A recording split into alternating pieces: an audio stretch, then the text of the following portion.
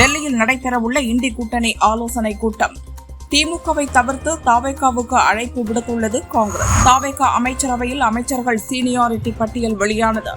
முதல்வர் விஜய், அமைச்சர் என் ஆனந்த் வரிசையில் செங்கோட்டையனுக்கு 5வது இடம் ஒதுக்கீடு. தமிழகத்தில் காலியாக உள்ள ராஜ்யசபா எம்பி பதவிக்கு குறிவைக்கும் காங்கிரஸ். முதல்வர் விஜயிடம் காங்கிரஸ் மூத்த தலைவர்கள் கோரிக்கை.